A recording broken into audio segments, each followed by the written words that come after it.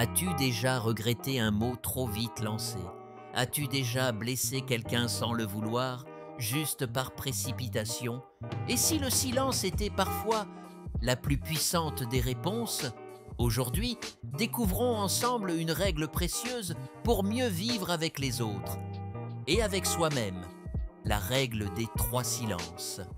Le premier silence, c'est celui qu'on s'impose avant de parler. Avant de dire quoi que ce soit, demande-toi 3 choses. Est-ce vrai? Est-ce nécessaire? Est-ce bienveillant? Si la réponse à l'une de ces questions est non, alors choisis le silence. Car chaque mot prononcé est une graine. Il peut faire pousser la paix ou faire germer le conflit. Dans un monde où tout va vite, où l'on commente, partage, critique sans réfléchir, ce premier silence est un acte de sagesse. Le deuxième silence, c'est celui qu'on observe pendant qu'on écoute. Trop souvent, on écoute pour répondre, mais rarement, et on écoute pour comprendre. Écouter en silence, sans interrompre, sans juger, c'est offrir à l'autre un espace d'expression, un refuge. C'est dire « Je suis là, je t'entends, tu comptes ».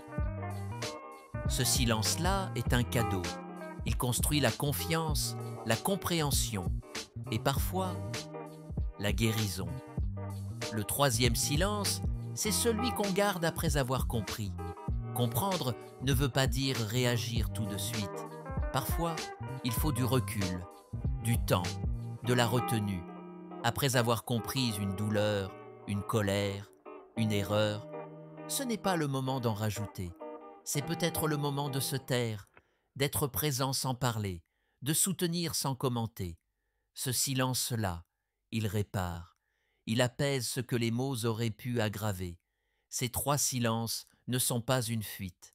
Ils sont un choix, une force, une sagesse. Le silence avant de parler protège. Le silence pendant qu'on écoute accueille. Le silence après avoir compris élève. Dans nos vies personnelles, nos relations, nos discussions en ligne, ces silences peuvent tout changer. Alors, aujourd'hui, faisons le choix du discernement, faisons le choix de l'écoute, faisons le choix du silence, silence qui construit. Et toi, quand as-tu pratiqué le silence pour la dernière fois? Si ce message t'a touché, partage-le. Et abonne-toi à notre chaîne, parce qu'apprendre à mieux vivre ensemble, ça commence par un peu de silence.